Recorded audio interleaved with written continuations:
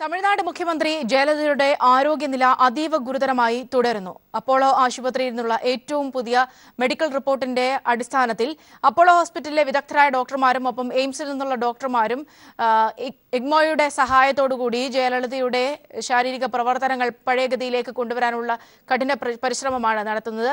ഇതിനിടയിൽ ചില AIADMK നേതാക്കളെ ഉദ്ധരിച്ചുകൊണ്ട് ചില തമിഴ് മാധ്യമങ്ങൾ ജയലളിത അന്തരിച്ചതായുള്ള വാർത്തകൾ പുറത്തുവിട്ടിരുന്നു. എന്നാൽ ഇത് അടിസ്ഥാനരഹിതമാണെന്നും ഇത്തരം വാർത്തകൾ അവസാനിപ്പിക്കണമെന്നും പിൻവലിക്കണം എന്നും എയിംസിന്റെ അപ്പോളോയുടെ വാർത്താക്കുറിപ്പിൽ പറഞ്ഞിരുന്നു. ഇതിന്റെ പശ്ചാത്തലത്തിൽ ആ വാർത്തകൾ പിൻവലിക്കപ്പെടുകയുണ്ടായി. AIADMK ആസ്ഥാനത്ത് കൊടി താഴ്ത്തിക്കെട്ടുകയും കരിങ്കൊടി കെട്ടുകയും ചെയ്തിരുന്നു. എന്നാൽ പിന്നീട് കരിങ്കൊടി അഴിച്ചു മാറ്റുകയും കൊടി വീണ്ടും ഉയർത്തിക്കെട്ടുകയും ഹോസ്പിറ്റലിൽ നിന്നും 12 മണിക്കൂർ കൂടി വെയിറ്റ് ചെയ്യാനുള്ള നിർദ്ദേശം വന്നിരിക്കുന്നതിന്റെ പശ്ചാത്തലത്തിൽ അത്രയും കൂടി കാത്തിരിക്കുക എന്നതുമാണ് AIADMK പ്രവർത്തകർ പറഞ്ഞത്. AIADMK നേതാക്കൾ ഒരു മീറ്റിംഗ് കൂടുകയും ചെയ്തു. ഇതിന്റെ പശ്ചാത്തലത്തിൽ കൂടിയാണ് ഇനിയൊരു അറിയിപ്പ് അപ്പോളോ ഹോസ്പിറ്റലിൽ നിന്ന് ഉണ്ടാകുന്നത് വരെ കാത്തിരിക്കാൻ AIADMK നേതാക്കൾ അണികളോട് പറഞ്ഞത്. ഇതിന്റെ പശ്ചാത്തലത്തിൽ അപ്പോളോ ആശുപത്രിക്ക് പരിസരത്തു നിന്നും അണികൾ പിന്മാറുകയും ചെയ്തിരുന്നു. ഏതായാലും അപ്പോളോ ഹോസ്പിറ്റലിന് സമീപത്തും ഒപ്പം തമിഴ്നാട്ടിലുടനീളവും സുരക്ഷ ശക്തമാക്കിയിട്ടുണ്ട്. കൂടുതൽ കേന്ദ്രസേന ഇറക്കിയതടക്കം ഉള്ള സാഹചര്യം ഉണ്ടാക്കിയിട്ടുണ്ട്.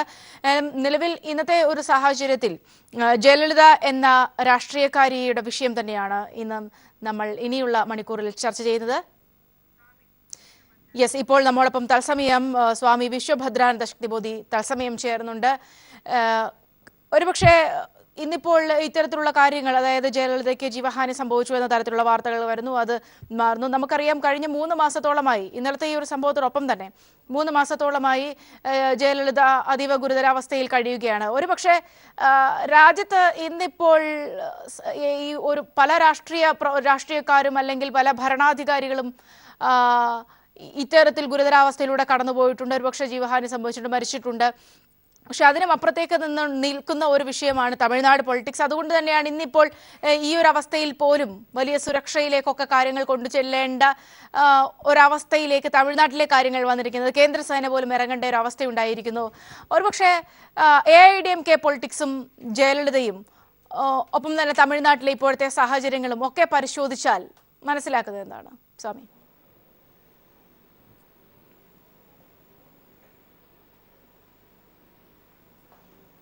അതായത് ആദ്യമായിട്ട് നമ്മുടെ അയൽ സംസ്ഥാനമായ തമിഴ്നാട്ടുകാരോട് അവരുടെ ആശങ്കകളോടും ദുഃഖങ്ങളോടും ഉള്ള അനുഭാവം അറിയിക്കുകയാണ്. പക്ഷേ തമിഴ്നാട് രാഷ്ട്രീയത്തിൻ്റെ ഒരു പ്രത്യേകത, അവിടെ വിവേകത്തേക്കാൾ കൂടുതൽ വികാരമാണ് എപ്പോഴും തമിഴരുടെ ജീവിതത്തെ ഭരിക്കുന്നത് എന്നുള്ളതാണ്. അപ്പോൾ അവരുടെ ഇമോഷണൽ EQ ലെവല് വളരെ കൂടുതലും IQ ലെവല് അതിനനുസരിച്ച് ഉയരാത്തതുമായ ഒരു സാഹചര്യമാണ് ചരിത്രപരമായിട്ട് സാംസ്കാരികമായിട്ടൊക്കെ വിലയിരുത്തുമ്പോൾ നമ്മൾ കണ്ടുവരുന്നത്. അതിൻ്റെ ഒരു ബാലൻസ് ഇല്ലായ്മ, ഒരു സമനിലയില്ലായ്മ അവരുടെ ഏത് വിഷയത്തോടുള്ള പ്രതികരണത്തിലും നമുക്ക് കാണാൻ കഴിയും. അതിൻ്റേതായ മെച്ചങ്ങളുണ്ട്, അതിൻ്റേതായ ദോഷങ്ങളുണ്ട്. ഇപ്പോൾ ഈ വിഷയത്തെ തന്നെ നമുക്ക് എടുക്കാം. അതായത് ജയലളിത എന്ന് പറയുന്ന നേതാവ് എന്തിനെയൊക്കെ അതിജീവിച്ചാലും മരണത്തെ ജയിക്കുന്ന ഒരു ജയ എന്നുള്ളത് ഒരിക്കലും സാധ്യമാവില്ല എന്നുള്ളത് സാമാന്യ ബോധവും വിവേകവുമുള്ള എല്ലാവർക്കും മനസ്സിലാവുന്ന ഒരു കാര്യമാണ്. അവരുടെ ശാരീരികമായ സ്ഥിതി വളരെ ഗുരുതരമാണ്. മാത്രമല്ല എല്ലാവർക്കും ഇവിടെ ഇപ്പോൾ അഭ്യൂഹങ്ങൾ പരക്കുന്നതിന് തന്നെ കാരണമായിട്ടുള്ള ഒരു കാര്യം, അവർ ഹൃദയസ്തംഭനം മൂലം ഗുരുതരമായ അവസ്ഥയിൽ ഇന്നലെ വൈകുന്നേരം ആശുപത്രിയിൽ പ്രവേശിപ്പിക്കപ്പെട്ടു എന്നതിന് ശേഷം ഉണ്ടായ സംഭവങ്ങൾ ഇപ്പോൾ കേന്ദ്രസേനയെ അയക്കുന്നു, അതുപോലെ ബസ്സുകൾ റദ്ദാക്കുന്നു, സ്കൂളുകൾക്ക് അവധി കൊടുക്കുന്നു. അപ്പോൾ ശരിക്കും പറഞ്ഞാൽ അവർ മരിച്ചു കഴിഞ്ഞു. പക്ഷെ ആ മരണവാർത്ത ലോകത്തിനു മുമ്പ് എത്തിക്കുന്നതിന് മുമ്പ് ചെയ്യേണ്ടുന്ന ആഭ്യന്തര പ്രശ്നങ്ങൾ നേരിടാനുള്ള മുന്നൊരുക്കത്തിൻ്റെ ഭാഗമായിട്ടാണ് ഇത്രയും വൈകിയത് വാർത്ത വിടാൻ എന്നതായിരുന്നു ആളുകളുടെ ഒരു സാമാന്യ ധാരണ. ആ ധാരണയാണ് ഇപ്പോൾ തമിഴ് ചാനലുകൾ ഇവിടെ പലരും ചൂണ്ടിക്കാണിച്ചതുപോലെ, അല്ലെങ്കിൽ മാധ്യമങ്ങൾ റിപ്പോർട്ട് ചെയ്യുന്നത് പോലെ തമിഴ് ചാനലുകൾ അവർ മരിച്ചു എന്നുള്ള വാർത്ത പുറത്തുവിടാൻ കാരണം. പക്ഷെ എന്തായാലും ഇവിടെ അടിസ്ഥാനപരമായ പ്രശ്നം ഞാൻ നേരത്തെ പറഞ്ഞതാണ്. വൈകാരികത വളരെ കൂടുതലും മരണം ആർക്കാണെങ്കിലും ഉണ്ടാകും എന്നുള്ള ആ യാഥാർത്ഥ്യബോധത്തിൻ്റെ, വിവേകത്തിൻ്റെ കുറവുമാണ് തമിഴ് ജനതയെ എപ്പോഴും നയിക്കുന്ന വികാരം. അതുതന്നെയാണ് ഇപ്പോഴും കണ്ടുവരുന്നത്. യെസ്, ഒരുപക്ഷെ ഞാൻ തിരികെ എത്താം. ശ്രീ ദേവദാസ് കൂടി ചേരുന്നുണ്ട്. ശ്രീ ദേവദാസ്, ഒരുപക്ഷെ ഈ ഒരു വൈകാരികത നമ്മളും പല ഘട്ടത്തിലും കണ്ടിട്ടുള്ളതാണ്. നമ്മളെ പല പ്രിയപ്പെട്ട നേതാക്കളും ആ ഒരു അവസ്ഥയിൽ കേരള മണ്ണിൽ സംഭവിച്ചിട്ടുള്ള കാര്യങ്ങൾ പലതും നമ്മൾ കണ്ടിട്ടുള്ളതാണ്, ഈ EMS-ൻ്റെ അടക്കമുള്ള കാര്യങ്ങൾ. പക്ഷേ ഇതിപ്പോൾ തമിഴ്നാടിന് പക്ഷേ അതാണോ സംഭവിക്കുന്നത്? ഈ ഹോസ്പിറ്റലായ വാർത്ത അറിഞ്ഞുകൊണ്ട് ഹൃദയാഘാതം വന്ന് 4 പേർ മരിച്ചു എന്ന വാർത്ത, അതും ഒരു സ്ഥിരീകരിക്കാത്ത വാർത്തയായിരുന്നിട്ട് പോലും അത് കേട്ട ഉടനെ 2 സ്ത്രീകൾ പുഴയിൽ ചാടി ആത്മഹത്യ ചെയ്തു. ഇത്തരത്തിൽ ഒരുപക്ഷെ ഇങ്ങനെയൊക്കെ രാഷ്ട്രീയം വളർത്തിയെടുക്കുന്നതിൽ ഈ നേതാക്കൾക്ക് തന്നെയല്ലേ ഏറ്റവും വലിയ ഉത്തരവാദിത്തമുള്ളത്? ഇപ്പോൾ ജയലളിതയുടെ കാര്യം എടുത്താൽ തന്നെ AIDMK-യിൽ ഇനി ആര്? പനീർശെൽവത്തിന്റെ പേരൊക്കെ പറഞ്ഞു കേൾക്കുന്നുവെങ്കിലും ജയലളിതയെ കവച്ചു വെക്കാൻ അല്ലെങ്കിൽ ജയലളിതയ്ക്കൊപ്പം നിൽക്കാൻ പോലും പറ്റുന്ന ആളല്ല എന്ന് രാഷ്ട്രീയം തെളിയിച്ചിട്ടുള്ളതാണ്. ഇങ്ങനെയൊക്കെ നേതാക്കൾ തന്നെ ചമച്ചെടുക്കുന്ന ഒരു സാഹചര്യമല്ലേ ഇത്?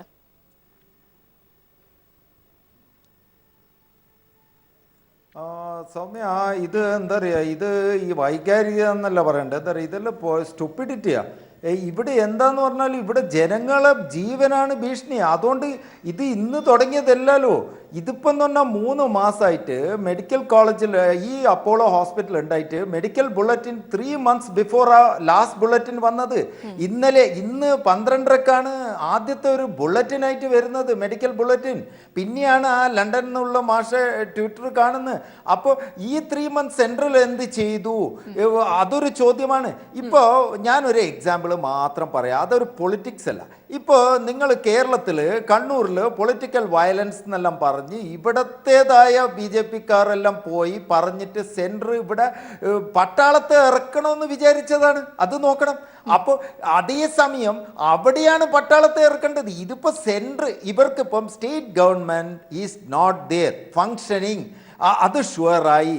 അതുകൊണ്ട് ആരെയാണ് ഉത്തരവാദിത്തം? സെൻറ്ററിൻ്റെ. സെൻറ്റർ ഈ പ്ലാറ്റൂൺ എന്ന് പറഞ്ഞാൽ പറ്റില്ല, സെൻറ്റർ ഹാസ് ടു ഡയറക്ട്ലി ഇൻ്റർവ്യൂൻ. ഇനി എന്താ കാര്യം എന്ന് പറഞ്ഞാൽ ഇത് പോയാൽ ഇവർക്ക് കൺട്രോൾ ഇല്ല. ഇന്നിപ്പോൾ വൈകുന്നേരം ഒരു ഫ്ലാഷ് ന്യൂസ്, മരിച്ചു, 2 TV ഓർഡർ ചെയ്തു, അപ്പം തന്നെ പുഴയിൽ ചാടി മരിച്ചു. അപ്പോളോ ഹോസ്പിറ്റലിന് കല്ലേറ് ആയി. ഇപ്പം വെന്റിലേറ്ററിലല്ലാണ്ട് അപ്പോളോ ഹോസ്പിറ്റലിൽ ഒരിക്കലും പറയുമോ മരിച്ചെന്ന് പറഞ്ഞാൽ അവർ കത്തിപ്പോവില്ലേ? അതുകൊണ്ട് അവരെന്ത് ചെയ്യുന്നു എന്ന് പറഞ്ഞാൽ അവർ നീട്ടിവെക്കാൻ നോക്കും ഈ വെന്റിലേറ്ററിൽ. പിന്നെ ഈ ജയലളിതയും MGR-ഉം അവിടുത്തെ ദ്രാവിഡ രാഷ്ട്രീയവും എല്ലാം കൊണ്ടുവരുന്നത് ഇങ്ങനത്തെ ഈ ഇല്ലിറ്ററേറ്റ്സിനെ പാവം പറ്റിച്ചിട്ട് അവർ corrupt to the core 100 crore കക്കും 25 കോടി കൊടുത്തിട്ട് അവരുടെയാന്ന് പറഞ്ഞിട്ടുള്ള തട്ടിപ്പാണ് ഇത് നടത്തിയത്. പാവം അവിടെ അതുകൊണ്ട് ദളിതന് ചിലത് വാളുണ്ട്, വെള്ളം എടുക്കാൻ പറ്റില്ല, ചില എടുത്തല്ല. പക്ഷെ അവരെല്ലാം സഹിച്ചിട്ട് ഇവർക്ക് വേണ്ടി മരിക്കുവാണ്. അപ്പോൾ അതിനെ മുതലാക്കിക്കൊണ്ടുള്ള ജീവിതം. ഇനിയിപ്പം വരുന്നത് പൊളിറ്റിക്കൽ ടേമോയിൽ. അപ്പോൾ സെൻട്രലിനും വേണ്ടത് ഒരു ടേമോയിൽ. എന്താ പറയുക, 6 മാസത്തിനുള്ളിലും അവർക്കൊരു ഇലക്ഷൻ വെക്കുമ്പോൾ ഇതിലേക്ക് കടന്നു കയറണം. ചില സമയം രജനീകാന്തിനെ ഉപയോഗിച്ചിട്ട് ഈ വാക്യൂം ഫില്ല് ചെയ്യും. രജനീകാന്ത് ഈ ജയലളിതനെ പേടിച്ചിട്ടാണ് ഈ ഇറങ്ങാത്ത. ജയലളിതനെ ഒരു കൗണ്ടർ BJP സപ്പോർട്ട് ചെയ്യുന്നതെന്ന് പറഞ്ഞാൽ ഇനി രജനീകാന്ത് ഇറങ്ങും. എന്താ പറയുക, ഒരു കൗണ്ടർ. മറ്റേ പ്രതിപക്ഷ 93-year-old ആസ്പത്രിയിലാണ്, അയാളും സെക്കൻഡറി ലൈനിൽ കൊടുക്കുന്നില്ല. അത് അഴകരിയും സ്റ്റാലിനും തമ്മിൽ യുദ്ധം നടക്കും. അപ്പോൾ ചാവോസും കാറ്റസ്ട്രോഫിയാണ് തമിഴ്നാട്ടിൽ.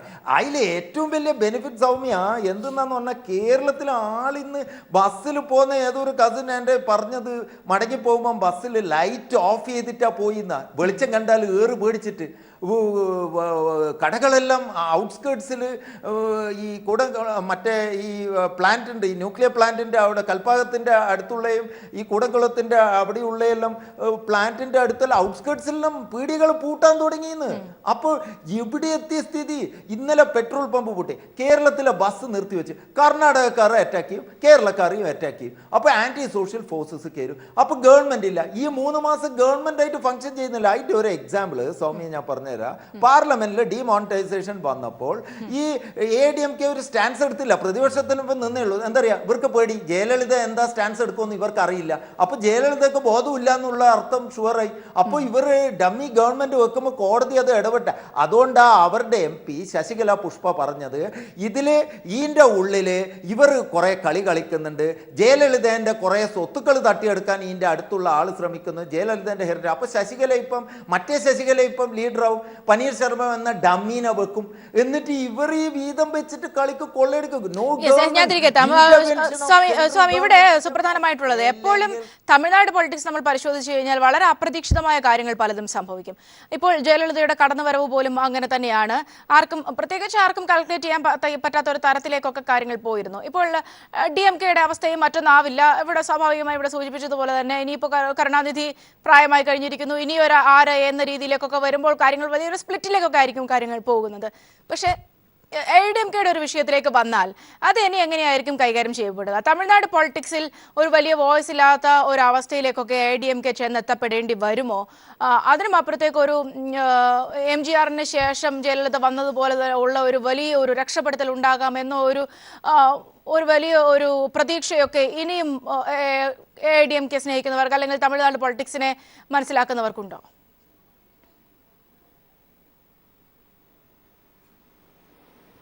അത് തമിഴ്നാട് രാഷ്ട്രീയത്തിൻ്റെ ചരിത്രവും വിശകലനമൊക്കെ പറയാൻ പറ്റുന്നൊരു സന്ദർഭമാണോ ഇതെന്നുള്ളത് എനിക്കറിഞ്ഞുകൂടാ. പക്ഷേ ചോദിച്ച നിലയ്ക്ക് പറയാണ്, ഈ തന്തൈ പെരിയോർ തമിഴ് ജനതയുടെ മഹാത്മാഗാന്ധിയാണ്. അത്രയ്ക്ക് ആവേശവും ആത്മാർത്ഥമായ അഭിനിവേശവും തമിഴ് ജനതയ്ക്ക് പൊതുവെ തന്തൈ പെരിയോറിനോട് ഉണ്ടായിരുന്നു.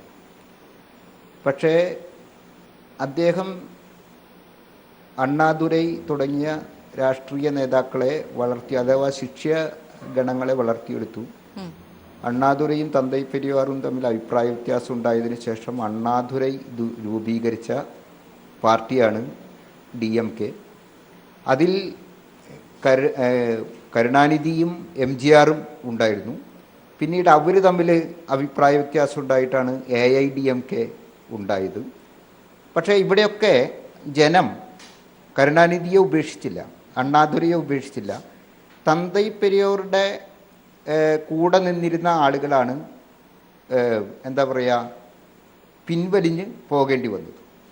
ഇപ്പോഴത്തെ ഒരു സാഹചര്യത്തിൽ AIDMKക്കുള്ള ഒരു പ്രശ്നം, ജയലളിതയൊഴിച്ച് എനിക്ക് ശേഷം പ്രളയം എന്നുള്ള നിലയിലാണ് അവർ രാഷ്ട്രീയം കൈകാര്യം ചെയ്തുകൊണ്ട് വന്നിരുന്നത് എന്നതുകൊണ്ട് തന്നെ എല്ലാ വ്യക്തിയധിഷ്ഠിത പാർട്ടികൾക്കും സംഭവിക്കുന്ന ദുരന്തം AIDMKയെയും കാത്തിരിക്കുന്നു എന്നാണ് എനിക്ക് പ്രാഥമികമായിട്ട് തോന്നുന്നത്. അവിടെ ഇവിടെ ശ്രീ ദേവദാസ് സൂചിപ്പിച്ചതുപോലെ തന്നെ ഒരു മോഡി പൊളിറ്റിക്സ് കൊണ്ടുവരാനുള്ള എല്ലാ ഒരു സാധ്യതയും ഉണ്ടോ?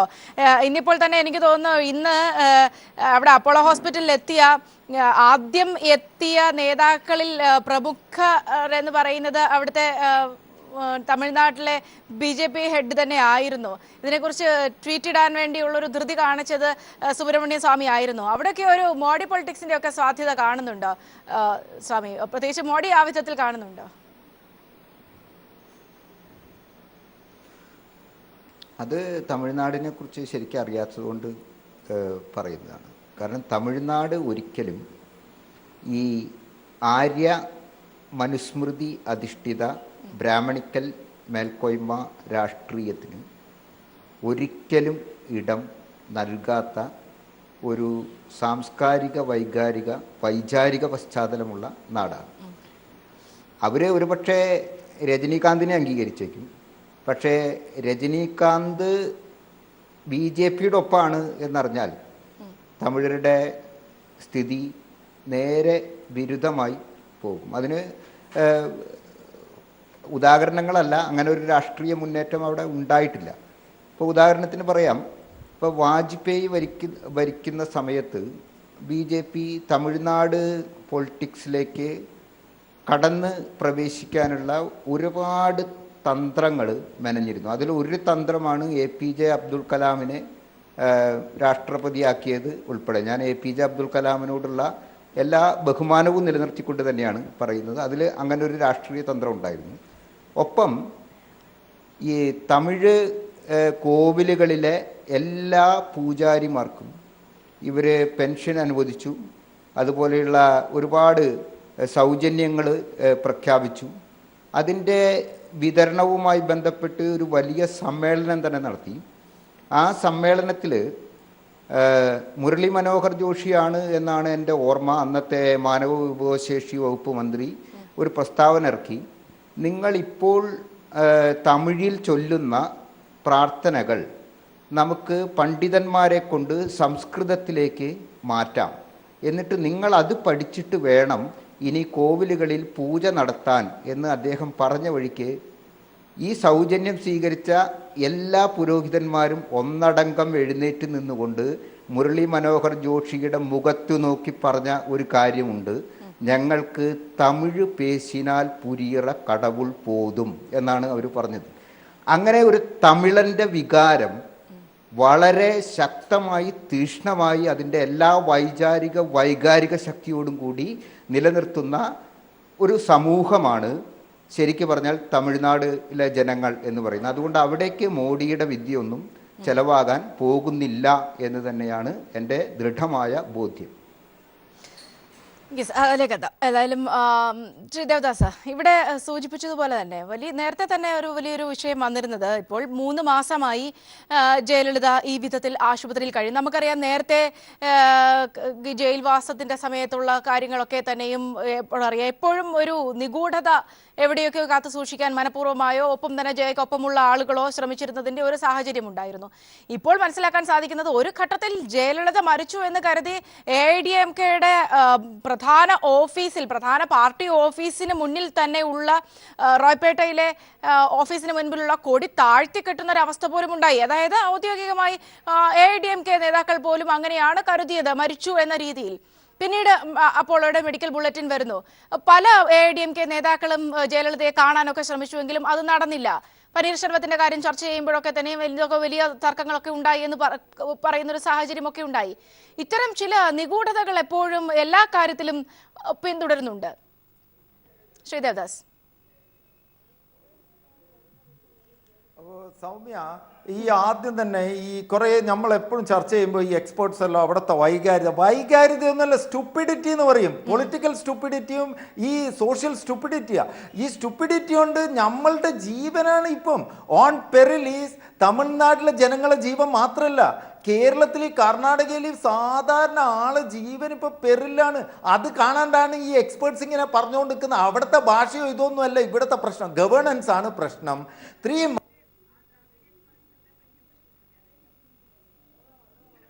തിരികെ ചർച്ചയിലേക്ക് വരികയാണ്. ശ്രീ ദേവദാസിലേക്ക് തന്നെ പോകുന്നു. ശ്രീ ദേവദാസ്, ഒരുപക്ഷെ താങ്കൾ സൂചിപ്പിച്ചിരുന്നത്, താങ്കൾ പറഞ്ഞതുപോലെ തന്നെ അതൊരു അതിവൈകാരികതയല്ല എന്ന തരത്തിൽ. പക്ഷേ ഇവിടെ ചില കാര്യങ്ങൾ കൂടി നിരീക്ഷിക്കേണ്ടതുണ്ട്. നമുക്കറിയാം, ഒരു ഭാഗത്ത് കാലം ഇത്രയും കഴിഞ്ഞിരിക്കുന്നു. ഒരുപക്ഷെ നമുക്കൊരു MGRന്റെ കാലത്തോ അല്ലെങ്കിൽ ഏതെങ്കിലും ഒരു കാലഘട്ടത്തിലോ ഉണ്ടായിരുന്ന ചില കാര്യങ്ങൾ വെച്ച് നിരീക്ഷിക്കുന്ന ഒരു അവസ്ഥയല്ല. കാലം ഇത്രയും കഴിഞ്ഞിരിക്കുന്നു. ഇപ്പോഴും തമിഴന്റെ ചിന്താഗതിയിൽ ഈ വിഷയങ്ങൾ ഇങ്ങനെ തന്നെയാണ് കൈകാര്യം ചെയ്യപ്പെടുന്നത് എന്ന് പറയുന്നിടത്തു കൂടിയല്ലേ അതൊരു വൈകാരികതയുടെ ഭാഗമാകും, അല്ലെങ്കിൽ അതിവൈകാരികതയുടെ ഒക്കെ ഭാഗമാകുന്നത്?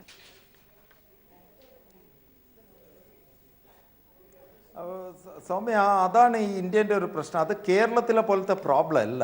ഇതെന്ന് പറഞ്ഞാൽ ഒരു ചക്ക കുഴഞ്ഞ പോലത്തെ ഒരു പ്രശ്നം. ഇപ്പോൾ ക്യാഷ്ലെസ് എക്കണോമിയിൽ നിന്ന് 60 കോടിയാക്കുക, കക്കൂസ് ഇല്ലാത്ത നാട്ടിലാണ് 60 ക്യാഷ്ലെസ് എക്കണോമി എന്ന് പറയുന്ന പോലെ. ഇവിടെ എന്ന് പറഞ്ഞാൽ ഇല്ലിറ്ററേറ്റ്സ് ആയിട്ട് കുറേ എണ്ണത്തിനെ നിർത്തുക. കാലാകാലം 21ാം സെഞ്ചുറിയിൽ ഇപ്പം വെള്ളം എടുക്കാനൊന്നും ചിലയിടത്തുനിന്നും പറ്റില്ല, കിണറൊന്നും എടുക്കാൻ പറ്റില്ല. ഉന്നത ജാതിക്കാരൻ്റെ അടുത്ത് നിന്ന് പല ഗ്രാമത്തിലും, അതല്ലേ വൃന്ദക്കാരായിട്ടെല്ലാം പണ്ട് പോയത് ഓർമ്മയില്ല. അപ്പോൾ ഇവരെ ഇങ്ങനെ നിർത്തിയോണ്ട് ഇവർക്ക് ഈ ജയലളിത കഴിഞ്ഞ വേറൊരു സെക്കൻഡറി ഇല്ല. ഇനി ഒരു ഡേഞ്ചർ എവിടെയാ സൗമ്യ കാണേണ്ടതെന്ന് പറഞ്ഞാൽ ഇപ്പൊ കൊട്ടാരത്തിന്റെ ഉള്ളിൽ ഈ ജയലളിത മരിച്ചെന്ന് പറഞ്ഞപ്പോഴാണ് ഇപ്പൊ ഒരു ഒസ്യത്ത് എല്ലാം എഴുതിയിട്ട് ഒരു കള്ള പ്രമാണം കൊണ്ട് വരും ശശികലയും ടീമും. എന്നെ പാർട്ടീൻ്റെ ഇതാക്കിന് പനീർസെൽവം മുഖ്യമന്ത്രിയാക്കിന് ഇങ്ങനെയാണ് ഞങ്ങൾ പോണ്ടതെന്ന് കള്ള സർട്ടിഫിക്കറ്റ് എല്ലാം ഇപ്പം വരും. അതാണ് ആ ശശികല മറ്റേ ശശികല കോടതിയിൽ പോയിട്ട് പറഞ്ഞ് ഇവർ അപകടപ്പെടുത്തിയോന്ന് നോക്കണം, സ്ലോ പോയ്സണിങ് ചെയ്തോന്ന് കൊടുത്തോന്നാണ് സംശയം മറ്റേ ശശികലക്ക്. അതാണ് കോടതി അവളെ MP സ്ഥാനത്ത് നിന്ന് പുറത്താക്കിയ അല്ല സസ്പെൻഡ് ചെയ്തത്. അപ്പോൾ ഇവര് എന്താ പറയുക, ഈ ജയലളിതേൻ്റെ പ്രശ്നം എന്താന്ന് പറഞ്ഞാൽ നിങ്ങൾ ഒന്ന് ആലോചിക്കണം. ജയലളിത ഇന്ന് കാണുന്ന ജയലളിത അല്ല. 2011 ജയലളിത എന്ത് ചെയ്ത് MGRന്റെ പഴയ ടാക്ടിക്സ് തന്നെ ഉപയോഗിച്ചു. ഇത് 100 crore കക്കുക, 25 കോടി തമിഴന്മാർക്ക് കൊടുക്കുക, കോട്ട്, സൈക്കിള്, ഓട്ടോറിക്ഷക്കാർക്ക്, അമ്മ, അതിന് വരെ അമ്മ ഇഡ്ഡലി, അമ്മ സിമെന്റ്, അമ്മ വെള്ളം, അമ്മ ടൗൺ ഹാള്. അപ്പോൾ ഒരു അമ്മേൻ്റെ ഒരു ഫീലിംഗ് പാവങ്ങൾക്ക് പാവം വന്നു. MGRന്റെ അതേ ഫീലിംഗ്. പക്ഷേ ജയലളിത 96 ഗംഗ അമരൻ എന്നെല്ലാം പറഞ്ഞ ആളെ വീടന്നെ എടുത്ത് ഗുണ്ടകളെ ഉപയോഗിച്ച് കളിച്ച് 100 കോടിൻ്റെ സുധാകർ വളർത്തുമോൻ എന്ന് പറഞ്ഞ് ഇപ്പോൾ അവനെ വീട്ടിൽ കയറ്റുന്നില്ല. അവന് വേണ്ടിയിട്ട് കോടികൾ ചെലവിട്ട് എന്തെല്ലാം കളിയാണ് കളിച്ചത്. അപ്പോൾ ഈ ഗവേണൻസ് ഇല്ല. ഇപ്പം എന്താന്ന് പറഞ്ഞാൽ ഏറ്റവും ഡേഞ്ചർ എന്താന്ന് പറഞ്ഞാൽ 3 months ഗവേണൻസ് ഇല്ല. അപ്പോൾ എന്നിട്ടും സെൻറ്റർ അനങ്ങുന്നില്ല. എന്താ പറയുക, സെൻറ്റർ ഈ കലങ്ങട്ട് എന്ന് വിചാരിക്കുന്ന കലക്ക് വെള്ളത്തിൽ മീൻ പിടിക്കാൻ എടുക്കുന്ന സെൻറ്റർ ഈ ഗവേണൻസ് ഇല്ലാത്തപ്പോൾ എന്താ പറ്റുമെന്ന് പറഞ്ഞാൽ ഇവരങ്ങ് മരിച്ചു പോയാൽ ഇന്ന് രാത്രിയാവും എന്തെങ്കിലും ഒരു ആക്സിഡൻറ്റ് ഹാപ്പൻ ചെയ്തു എന്ന് വിചാരിക്കുക. ഇവരുടെ കൺട്രോൾ ഇല്ല എന്നല്ലേ ഇവർക്ക് തിരിയുന്നത്. ഈ പോലീസിന് ബാരിക്കേഡ് വെച്ചിട്ട് പോലും ഒരു ഫ്ലാഷ് ന്യൂസ് അടിക്കുമ്പോഴൊക്കെ ബാരിക്കേഡ് തകർന്നിരിക്കുന്നു.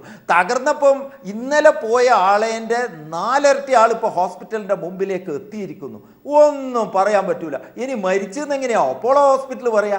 അതുകൊണ്ട് എല്ലാം കൂടി ഫ്രീസായി, ജനങ്ങൾ ഭീതിയിൽ. ഇനി എന്താ വേണ്ടതെന്ന് നമ്മളെ കേരള ഗവൺമെൻറ് ഉടനടി, തമിഴ്നാട് ഗവൺമെൻറ് ഗവർണൻസ് ഇല്ല, അതേപോലെ സെൻട്രൽ നമ്മളെ ചീഫ് മിനിസ്റ്റർ ഉടനടി എഴുതണം, ഞങ്ങളെ സിറ്റിസണ് അവിടെ പരിരക്ഷ ഉറപ്പാക്കണം, ഒരാളെ പോലും ജീവൻ നഷ്ടപ്പെട്ടിട്ട്. അതേപോലെ കർണാടകയും, അല്ലെങ്കിൽ ഈ ആന്ധ്രേൻ്റെ അല്ല കർണാടകയും കേരളത്തിനെയാണ് ഒരു ടാർഗറ്റ് ചെയ്യുന്നത്, അവിടുത്തെ ഷോപ്സ് എല്ലാം.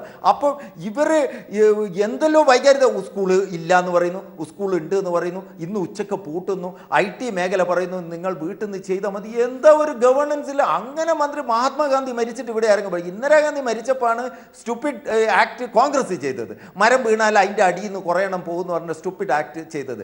അതേപോലത്തെ നിലയിലേക്ക് പോയ ആര് എന്ത് ചെയ്യും? കേരളത്തിലെ എല്ലാ ടോപ്പ് ടു ബോട്ടം ആള് ബിസിനസ്സും എല്ലാം കേരളത്തിലെ പാവങ്ങളാണ്. ഇപ്പോൾ ആക്ടിവിസ്റ്റും ഒപ്പം തന്നെ എഴുത്തുകാരിയുമായ ശ്രീമതി K. ഗോമതി അമ്മാൾ കൂടി നമ്മോടൊപ്പം തത്സമയം ചേരുന്നുണ്ട് ട്രിവാൻഡ്രം സ്റ്റുഡിയോയിൽ നിന്നും. ഒരുപക്ഷെ ഇന്ന് നമ്മൾ കണ്ടതാണ് എന്താണ് യഥാർത്ഥത്തിൽ അമ്മ എന്ന് പറഞ്ഞാൽ ഓരോ തമിഴിനെ സംബന്ധിച്ചിടത്തോളം എന്താണ് ആ വികാരം എന്ന് നമ്മൾ കണ്ടതാണ്. മരിച്ചു എന്ന രീതിയിൽ ഒരു വാർത്ത വരുമ്പോൾ പോലും അവരെങ്ങനെയാണ് കൈകാര്യം അതെല്ലാവർക്കും അറിയാവുന്ന കാര്യമാണ്. ഒരുപക്ഷെ തമിഴ്നാടിനെ അല്ലെങ്കിൽ ജയലളിതയൊക്കെ ഒരു കൂടുതൽ അറിയാവുന്ന ഒരു വ്യക്തി എന്ന രീതിയിൽ ഈ ഒരു തമിഴിന്റെ വികാരത്തെ എങ്ങനെയാണ് കാണുന്നത്? ജയലളിതയെ അറിയാവുന്നുള്ളതല്ല, സിനിമയിലൂടെ കണ്ടിട്ടുണ്ട്, ജയലളിതയെ പറ്റി ഒരുപാട് വായിച്ചിട്ടുണ്ട്. പിന്നെ ജയലളിതയുടെ ഒരു വലിയ ആരാധികയാണ് ഞാൻ. As A woman she stands alone. ഇപ്പോൾ ഇന്ദിരാഗാന്ധിയുടെ കാര്യം പറഞ്ഞ പോലെ തന്നെ ഒരു ഇന്ദിരാഗാന്ധിയുടെ അതേ കപ്പാസിറ്റിയുള്ള മറ്റൊരു ഇന്ദിരാഗാന്ധി എന്ന് വേണമെങ്കിൽ തന്നെ ജയലളിതയെ പറയാം. അപ്പം നമുക്ക് സ്ത്രീകൾക്കെല്ലാം അഭിമാനത്തോടെ നോക്കി കാണാവുന്ന ഒരു ഫിഗറായിരുന്നു ജയലളിത. അതായത് ഈ MGR മരിക്കുമ്പോൾ ജയലളിത ആ പാർട്ടിയുടെ ഒന്നുമല്ലായിരുന്നു. ആദ്യം MGR ആണ് അവരെ കൈപിടിച്ച് കൊണ്ടുവരുന്നത്. പിന്നെ പാർട്ടിയുടെ ഒരു പ്രചരണ വിഭാഗത്തിൻ്റെ മേധാവിയായിട്ട് അങ്ങനെ കൊണ്ടുവന്ന് MGRൻ്റെ വളരെ അടുത്ത ആളായിട്ട് നിൽക്കുമ്പോഴാണ് MGR മരിക്കുമ്പോൾ ആ സീൻ ഓർമ്മയുണ്ടോ എന്ന് എനിക്കറിഞ്ഞൂടാ. MGRൻ്റെ ഡെഡ് ബോഡി കൊണ്ടുപോയ ആ വണ്ടിയിൽ നിന്ന് അവരെ തള്ളി ഇറക്കി വിട്ടു. ആ തള്ളി ഇറക്കി വിട്ടവരെയൊക്കെ അവർ പകരം ചോദിച്ചു. അവർ മനസ്സിലത് അടക്കി വെച്ചിരുന്നു. പിന്നെ കുറേ കാലം നമ്മൾ ജയലളിതയെ പറ്റി ഒന്നും കേൾക്കുന്നില്ല. ജയലളിത അണ്ടർഗ്രൗണ്ടിലാണ്. പിന്നെ അവർക്ക് അഭിനയമൊന്നുമില്ല. അപ്പോൾ അവർക്ക് ആ സമയത്ത് അവരെ സപ്പോർട്ട് ചെയ്ത് അവർക്ക് വേണ്ട മനോബലം കൊടുത്ത് അവരെ തളർന്നു പോകാതെ സംരക്ഷിച്ച കൂട്ടുകാരിയാണ് ഈ ശശികല എന്നാണ് പറയപ്പെടുന്നത്. അതുകൊണ്ട് തന്നെ അവർ തമ്മിലൊരു സൗഹൃദം ഉണ്ടായി. അപ്പോൾ അത് കഴിഞ്ഞ് അതിനുശേഷം ജയലളിതയുടെ വരവും ജയലളിത മുഖ്യമന്ത്രിയാകുന്നതും MGR മരിച്ചു കഴിഞ്ഞ് ജാനകി MGRൻ്റെ ഭാര്യ വന്നപ്പോഴത്തേക്കും ഒരു ദുർബലമായ ഗവൺമെൻറ്, അതിനുശേഷം ജയലളിത നേതൃസ്ഥാനത്ത് വരുന്നു. സാരി വലിച്ചെടുക്കുന്ന സംഭവം ഉണ്ടായി. ഇനി മുഖ്യമന്ത്രിയായ ഞാൻ നിയമസഭയിലേക്ക് വരികയുള്ളൂ എന്നൊക്കെ അതെ അതെ, അവരന്ന് പറഞ്ഞത് മാത്രമല്ല, അതെല്ലാം അവർ മനസ്സിൽ ഇങ്ങനെ അടക്കി വെച്ചിരുന്നു. എന്നെങ്കിൽ പിന്നെ ഇവർക്ക് ഈ ജയലളിത ജനിക്കുന്നത് നമ്മൾ മലയാളികൾ നമ്മളൊക്കെ കുറേ വിശ്വാസമുള്ളവരാണ്. പിന്നെ കുംഭമാസത്തിലെ മകം നല്ല, അതായത് നമ്മുടെ ചോറ്റാനിക്കര മകം എന്ന് പറയത്തില്ലേ, ആ ചോറ്റാനിക്ക പൊതുവെ നമ്മുടെ മലയാളികൾ പറയാറുണ്ടല്ലോ മകം പിറന്ന മങ്ക, അങ്ങനെ മകം പിറന്ന മങ്കയാണ് ജയലളിത. അപ്പോൾ ജയലളിത ജനിച്ചപ്പോൾ തന്നെ ഈ ജാതകം നോക്കിയ ജ്യോത്സ്യൻ പറഞ്ഞെന്ന് ഇവർ അങ്ങ് ഉയരങ്ങളിലെത്തും, വളരെ പ്രശസ്തയാകും, രാജ പദവിയിലെത്തും എന്ന് പറഞ്ഞെന്ന്. ആ രാജ പദവിയിലെത്തി അങ്ങനെ മകം പിറന്ന മങ്കയായിട്ട് വന്ന് ആ പരാജയങ്ങളിലൊക്കെ വളരെ ശക്തമായിട്ട് എതിരിട്ട് അവരാദ്യം മുഖ്യമന്ത്രിയായി. പക്ഷേ എന്തുകൊണ്ടോ ഇവർക്ക് അഡ്മിനിസ്ട്രേഷൻ പാഠവും കുറഞ്ഞു പോയി എന്ന് വേണം പറയാൻ. കാരണം ഒരു പക്ഷേ താങ്കൾ സൂചിപ്പിച്ചതുപോലെ തന്നെ ഒരു സ്ത്രീയായി നിന്നുകൊണ്ട് നമ്മൾ അങ്ങനെ ഒരു സ്ത്രീ എങ്ങനെ ആ സ്ത്രീക്ക് എങ്ങനെ ഈ ഒരു പുരുഷാധിപത്യ ലോകത്ത് നിൽക്കാം എന്നൊക്കെ നമ്മൾ ചിന്തിക്കുമ്പോൾ അതൊരു ആവേശം, പക്ഷെ അതൊരു നെഗറ്റീവ് വശം കൂടി ആയോ? അതായത് എനിക്ക് വേറെ ആരും വേണ്ട. ജയലളിതയുടെ ഇപ്പോൾ നമ്മളിപ്പോൾ ഒരു ചാനലിൽ ഇത് പറയുമ്പോൾ മറ്റുള്ളവർ തെറ്റിദ്ധരിക്കരുത്. കാരണം തമിഴന്മാരൊക്കെ നമ്മളിങ്ങനെ പറയുന്നവർ ഓരോ വാക്കും അവരിങ്ങനെ നോക്കിക്കൊണ്ടിരിക്കുക. ജയലളിതയുടെ ഉള്ളിൽ പൊതുവെ പുരുഷന്മാരോട് ഒരു പുച്ഛം ഉണ്ടായിരുന്നു എന്ന് തന്നെയാണ് എനിക്ക് തോന്നുന്നത്. കാരണം എത്ര തലമൂത്ത നേതാക്കന്മാരായാൽ പോലും അവർ തുല്യ സീറ്റ് കൊടുക്കത്തില്ല. ഇപ്പോൾ ജയലളിത പങ്കെടുക്കുന്ന വേദികളിൽ ജയലളിതയുടെ സീറ്റ് എന്ന് പറയുന്നത് എപ്പോഴും അല്പം പൊങ്ങിയിരിക്കും, ബാക്കിയുള്ളവരൊക്കെ അവരുടെ. അതേപോലെ ഈ തമിഴർ പിന്നെ ഒരു നേതാവിൻ്റെ കാലിൽ വീണ് നമസ്കരിക്കാം എന്നൊരു ഹാബിറ്റ് വന്നപ്പോഴത്തേക്കും അത് ജയലളിതയേക്കാൾ എത്രയോ പ്രായത്തിൽ മൂത്ത നേതാക്കന്മാരെല്ലാം കാലിൽ വീണങ്ങ് നമസ്കരിക്കുന്നതൊക്കെ നമ്മൾ കണ്ടു. പക്ഷേ അതല്ല പറയേണ്ടത്. ജയലളിത ആദ്യമായിട്ട് ഭരണത്തിൽ കയറി കഴിഞ്ഞപ്പോഴത്തേക്കും ജയലളിത ആ ഒരു അധികാരത്തിൽ കുറച്ച് മതിമറന്നു. അവരൊരുപാട് നല്ല കാര്യങ്ങളൊക്കെ ചെയ്തു, എങ്കിൽ പോലും അതിനേക്കാൾ ഒരുപാട് അഴിമതി അവരെ പറ്റി പറയുന്നത്, ഒരുപാട് കറപ്ഷൻ അവർ നടത്തിയെന്നാണ്. ജയിൽവാസം പോലും അതുകൊണ്ട് അനുഷ്ഠിക്കേണ്ടി വന്നു. പക്ഷേ അന്നത്തെ എനിക്ക് കരുണാനിധിയുടെ അന്നത്തെ നടപടിയോടൊന്നും എനിക്ക് താല്പര്യമില്ല. കാരണം ജയലളിതയുടെ വീട്ടിൽ പോയി ജയലളിതയ്ക്ക് എത്ര ചെരുപ്പുണ്ട്, ജയലളിതയ്ക്ക് എത്ര സാരിയുണ്ട്, ജയലളിതയ്ക്ക് എന്ത് ഉരുപ്പടിയുണ്ട്. ജയലളിത ഈ രാഷ്ട്രീയത്തിൽ വരുന്നതിന് മുമ്പേ തമിഴകത്തെ എല്ലാ ടോപ്പ് നായകന്മാരുടെ നായികയായിട്ട് അഭിനയിച്ച ആളാണ് എത്രയോ വർഷം. അപ്പോൾ അവർ സമ്പാദിച്ചു കാണത്തില്ലേ? അപ്പോൾ അതുകൊണ്ട് എനിക്ക് അതിനോട് ഇതൊന്നുമില്ല. കരുണാനിധി ഒരു ജിമ്മിക്സ് ആണ് കാണിച്ചത്. അവരുടെ വീട്ടിൽ ചെന്ന് അവരുടെ ചെരുപ്പിൻ്റെ കണക്കെടുക്കലോ ഒന്നും ഒരിക്കലും ഈ പകവീട്ടൽ നമ്മുടെ ഒരു ഞാൻ നേതാവായി കഴിയുമ്പോൾ എൻ്റെ എതിരാളിയെ അങ്ങ് താറടിച്ച് കാണിക്കുക, വ്യക്തിപരമായി ചെയ്യാൻ പാടില്ലായിരുന്നു. അത് കാണിച്ചു കഴിഞ്ഞപ്പോൾ ജയലളിതയെ അറസ്റ്റ് ചെയ്തു. അതെല്ലാം കണ്ടു. ആ പണം സമ്പാദിച്ച കേസിൽ ഇപ്പോൾ അവർ പരപ്പന അഗ്രഹാര ജയിലിൽ പോയി. അതെല്ലാം വരുന്നുണ്ട്. പക്ഷേ രണ്ടാം സ്പെല്ലിൽ ജയലളിത വരുന്നത് വളരെ പക്വതയും തിരിച്ചറിവും രാഷ്ട്രീയമായ ഒരുപാട് അറിവുമുള്ള ഒരു നല്ല പാകതവന്ന രാഷ്ട്രീയക്കാരിയായിട്ടാണ് വരുന്നത്. ഇതിനു മുമ്പ് ഈ ജയലളിത മുഖ്യമന്ത്രിയായിരിക്കുമ്പോൾ ഈ കരുണാനിധിയെ അറസ്റ്റ് ചെയ്ത ഒരു സംഭവം ഉണ്ടായിരുന്നു. ജയലളിത അറസ്റ്റ് ചെയ്യാൻ പോയപ്പോൾ ഒന്നും സംഭവിച്ചില്ല. പക്ഷേ കരുണാനിധിയും കൂട്ടുകാരും അതൊരു പൊളിറ്റിക്കൽ ഡ്രാമയാക്കി കരുണാനിധിയെ ഉപദ്രവിക്കുന്ന പോലെയും അയ്യോ കൊൽറാങ്കളെ എന്നും പറഞ്ഞ് അതൊക്കെ ഓർമ്മയുണ്ടോ എനിക്ക് അറിഞ്ഞുകൂടാ. അപ്പോഴത്തേക്കും തമിഴകത്ത് അങ്ങ് ബഹളമായി. DMK കരുണാനിധിയുടെ ഫോളോവേഴ്സ് എല്ലാവരും കൂടെ ബഹളം ഉണ്ടാക്കി. അതേപോലെ ഇപ്പോൾ ജയലളിതയെ ബാംഗ്ലൂർ കൊണ്ടുപോയപ്പം സംഘർഷാവസ്ഥ എന്തായിരുന്നു. അപ്പോൾ അവിടുത്തെ ജനങ്ങളുടെ മനസ്സിൽ ഇപ്പോൾ ഒരു അനിഷേധ്യ നേതാവാണ്. ജയിലിലുണ്ടായിരുന്ന ജയലളിത പുറത്തുനിന്ന ജയലളിതയേക്കാൾ ശക്തയായിരുന്നു. എന്തൊരു ഭൂരിപക്ഷത്തിലാണ് അവർ ജയിച്ചത്. ഇപ്പോൾ ജനങ്ങൾ ഇപ്പോൾ ഇദ്ദേഹം പറഞ്ഞു അമ്മ ഇത് രാഷ്ട്രീയത്തിൽ കക്കാത്ത ആരെങ്കിലും ഉണ്ടെന്ന് എനിക്ക് തോന്നുന്നില്ല. രാഷ്ട്രീയം എന്ന് പറയുന്നതേ അഴിമതിയിലേക്കുള്ള ഒരു പാതയാണെന്ന് ദൃഢമായി വിശ്വസിക്കുന്ന ഒരാളാണ്. വളരെ കുറച്ച് ആളുകൾ അതിൽ വ്യത്യസ്തത ഉണ്ടായിരിക്കും. നമ്മുടെ അച്ചോമ്മാവനെ പോലെയോ അങ്ങനെ വളരെ ചുരുക്കം ആളുകൾ കാണുമായിരിക്കും. എന്നാലും അഴിമതി കാണിക്കാനുള്ള ചാൻസ് ഉണ്ടെങ്കിൽ എല്ലാവരും കാണിച്ചിരിക്കും. പക്ഷേ അതിലൊരു പങ്കെന്നല്ല, അവർ ധാരാളം ഒരുപാട് ഹെൽപ്പ് ചെയ്തിട്ടുണ്ട്. അവർ തമിഴ്നാട്ടിൽ ഇപ്പോൾ നമ്മളുടെ ഈ നാറുകോവിൽ ആ ഭാഗത്തൊക്കെ നമ്മൾ പോയാൽ എനിക്ക് നല്ല ഒന്നാം തരം അരി, ആ അരി ഇവിടെ കൊണ്ടുവരുന്നുണ്ട്. നല്ല അരി, ധാന്യങ്ങൾക്കൊക്കെ വിലക്കുറവ്, അതുപോലെ കുടിവെള്ളം നമ്മൾ ഈ കാശ് കൊടുത്ത് മേടിക്കുന്നതൊക്കെ എനിക്ക് ആദ്യം സൈക്കിൾ കൊണ്ടുവന്ന് പെൺകുട്ടികൾക്ക് സൈക്കിൾ ഇപ്പൊ കമ്പ്യൂട്ടർ കൊടുക്കുന്നുണ്ട്. കമ്പ്യൂട്ടർ, ഗ്രൈൻഡർ, അതായത് നമ്മളൊരു വീട്ടിലേക്ക് വേണ്ട എല്ലാ സാധനങ്ങളും ജയലളിത ജനങ്ങൾക്ക് കൊടുത്തു. ഇദ്ദേഹം പറഞ്ഞ പോലെ മോട്ടിച്ചതിലൊരു കൊടുക്കുന്നുണ്ടല്ലോ, അങ്ങനെ കൊടുക്കാനൊരു മനസ്സുണ്ടല്ലോ. അവിടെയാണ് ഞാൻ തന്നെ അല്ലല്ലോ തിന്നേണ്ടത്, ഞാൻ ജനങ്ങളുടെ അടുക്കൽ നിന്ന് എടുക്കുന്നത് അവർക്കും ഒരു 50% പോകട്ടെ എന്ന് വിചാരിക്കാനുള്ള ഒരു മനസ്സ്. പിന്നെ ജയലളിതയുടെ പാർട്ടിയിലുള്ള ഈ അണ്ണാ-DMK-യിലുള്ള ഏറ്റവും എന്ന് വെച്ചാൽ എല്ലാമേ ജയലളിതയാണ്. ഇപ്പോൾ ബാക്കി എല്ലാ പാർട്ടികളിലും നമ്മൾ നോക്കിയാൽ ഒരു രണ്ടാമൻ കാണും, ഒരു മൂന്നാമൻ കാണും, ഇല്ലെങ്കിൽ ഏകദേശം തുല്യമായിട്ടുള്ള നമ്മുടെ എല്ലാ പാർട്ടികളിലും ഉണ്ട്. കോൺഗ്രസിലായാലും കമ്മ്യൂണിസ്റ്റിലായാലും തുല്യരായ ഒരുപാട് നേതാക്കന്മാരുണ്ട്. പക്ഷേ ജയലളിത അണ്ണാ-DMK-യിൽ ജയലളിത കഴിഞ്ഞാൽ പിന്നെ ഈക്വൽ പോലുമല്ല, വളരെ വളരെ താഴെയാണ് ഈ പന്നീർസെൽവവും. അത് കാരണം അവരുടെ കഴിവ് കുറവാണെന്ന് ഞാൻ പറയുന്നില്ല. That is the system of Tamil Nadu. ഏതായാലും എനിക്കൊന്ന് ഈ പന്നീർശെൽവം കഴിഞ്ഞ തെരഞ്ഞെടുപ്പിൽ മത്സരിച്ചപ്പോൾ അവിടെയുള്ള ഒരു വോട്ടറോട് ആർക്കാണ് വോട്ട് ചെയ്തത് എന്ന് ചോദിച്ചപ്പോൾ AIDMK ആയിരുന്നു സ്ഥാനാർത്ഥി എന്ന് ചോദിച്ചപ്പോൾ അറിയില്ലെന്ന് പറയാം. തൊട്ട് മുമ്പ് പന്നീർശെൽവമായിരുന്ന മുഖ്യമന്ത്രിയായിരുന്ന പന്നീർശെൽവം മത്സരിച്ചത്. ആ വിധത്തിലാണ് അവിടുത്തെ ഒരു രാഷ്ട്രീയം. ഏതായാലും വളരെ വേഗം ഞാൻ എത്താം. ദയവായി തുടരുക. ശ്രീ ദേവദാസ്, ഒപ്പം തന്നെ ശ്രീ സ്വാമി വിശ്വഭദ്രാനന്ദ ശക്തിബോധി, ഒപ്പം തന്നെ ശ്രീമതി K. ഗോമതി അമ്മാൾ. തിരികെ ചർച്ചയിലേക്ക് തന്നെ വരികയാണ്. സ്വാമി, ഇവിടെ ശ്രീമതി ഗോമതി അമ്മാൾ സൂചിപ്പിച്ച ഒരു വിഷയമുണ്ട്. എന്തൊക്കെ പറഞ്ഞാലും ഒരു ഭാഗത്ത് ഇത്ര വലിയ അഴിമതി കാണിക്കുമ്പോഴും ഞങ്ങൾക്ക് വേണ്ടി ചെയ്യുന്നു. അതിപ്പോൾ അമ്മയെ സ്വയം ബ്രാൻഡ് ചെയ്യുകയായിരുന്നു അവർ തന്നെ എന്നുള്ളത് വ്യക്തമാണ്. പക്ഷേ അങ്ങനെ ഞങ്ങൾക്ക് വേണ്ടി എന്തൊക്കെയോ ചെയ്യുന്നു, അവർ ഞങ്ങൾക്ക് വേണ്ടിയാണ് ജീവിക്കുന്നത് എന്നൊക്കെയുള്ള ഒരു സാഹചര്യം ഒരുക്കാൻ കഴിഞ്ഞിരുന്നു. അത് ഫലപ്രദമായി നടക്കുകയും ചെയ്തിരുന്നു. അതിൻ്റെയൊക്കെ ഒരു അവസ്ഥയാണ് ഇപ്പോഴുള്ളത്. ഒരുപക്ഷെ അതാണ് ഇപ്പോൾ മറ്റു കാര്യങ്ങളിലേക്ക് ഒരുപക്ഷെ DMK-യുടെ ഒരു വിഷയത്തിലേക്കൊക്കെ വരുമ്പോൾ അതിനപ്പുറത്തൊക്കെ നിന്ന് ജയലളിതയ്ക്കുള്ളൊരു സപ്പോർട്ട് കൂടി അതായിരിക്കില്ലേ? നമ്മളിപ്പോഴും ചിന്തിക്കേണ്ടത് ജീവിത സാഹചര്യങ്ങളിൽ ഇപ്പോഴും അടിസ്ഥാനപരമായി തമിഴൻ എന്ന് പറയുന്നത് വലിയൊരു പുരോഗതിയോ ഒന്നും ജീവിതത്തിൽ ഉണ്ടായിട്ടില്ല എന്ന് നമ്മൾ കേരളത്തിൽ നിന്ന് പലപ്പോഴും ഒരു ആക്ഷേപരൂപേണ പോലും പലപ്പോഴും പറയാറുള്ള കാര്യമാണ്.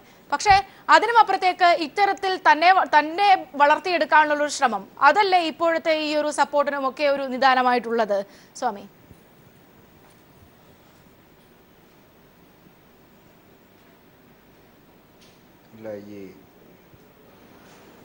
ഈ ആത്മീയ രംഗത്ത് മാത്രമേ ഈ കാലുപിടിപ്പിക്കലും ആൾദൈവങ്ങളും അമ്മ ദൈവങ്ങളും ഒക്കെ ഉണ്ടാവൂ എന്ന് കേരളം തെളിയിച്ചു. അപ്പോൾ കേരളത്തിൽ വലിയൊരു സ്റ്റുപ്പിഡിറ്റി ഉണ്ട്.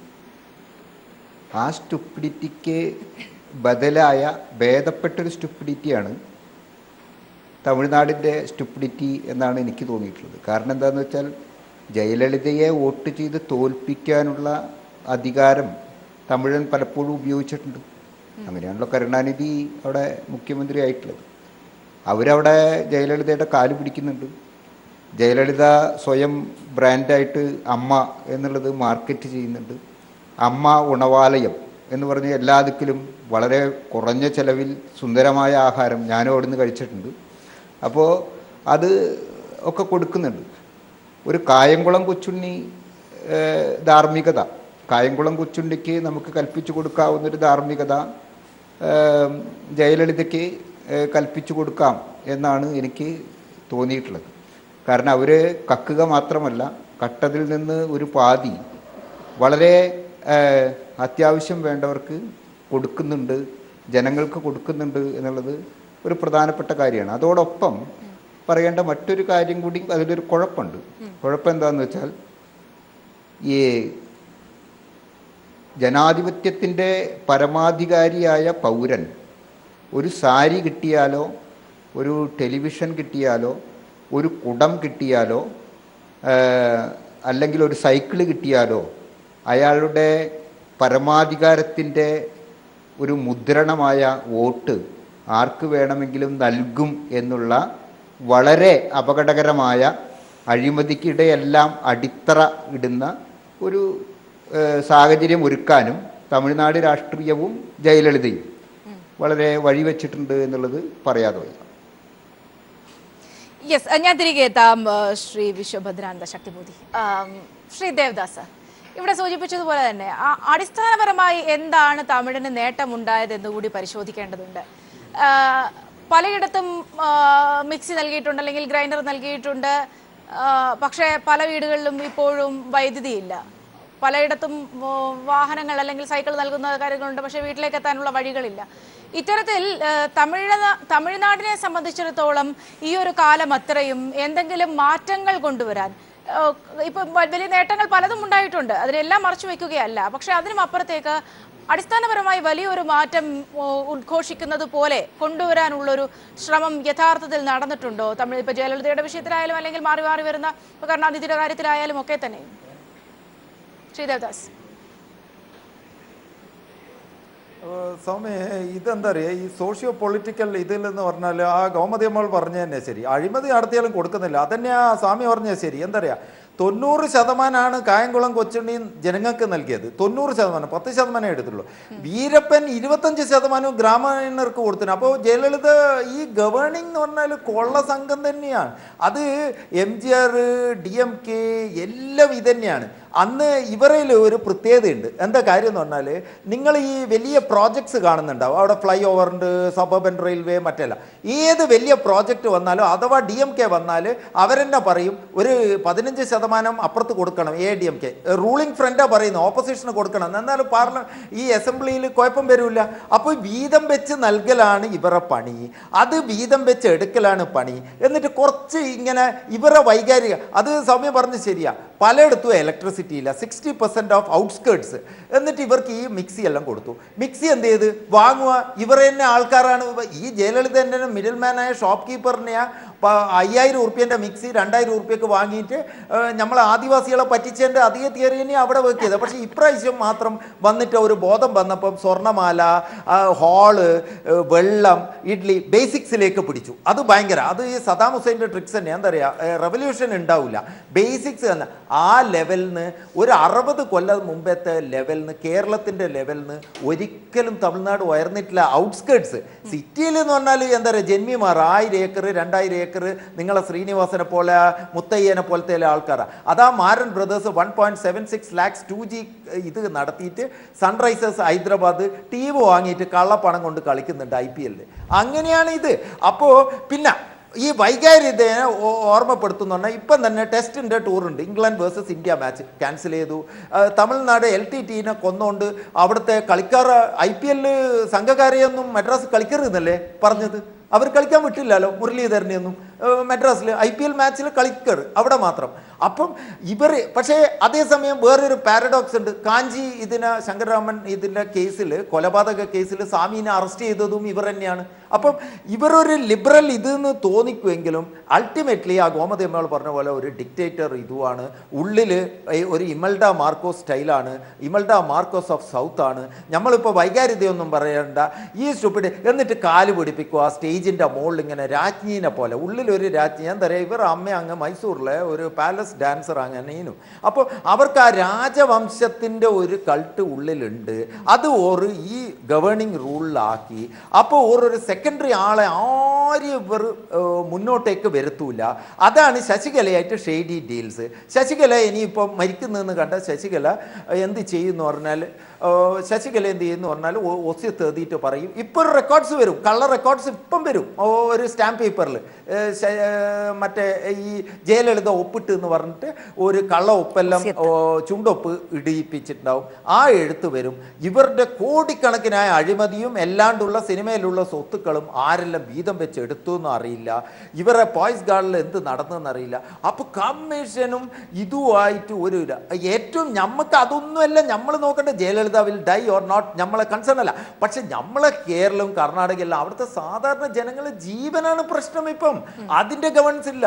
നമ്മളുടെ ചീഫ് മിനിസ്റ്റർ ഉടനടി എഴുതണം, നമ്മളെ കേരള ഗവൺമെന്റ് ഇന്ന് രാത്രി തന്നെ അലേർട്ട് ചെയ്യണം സെൻട്രലോട്.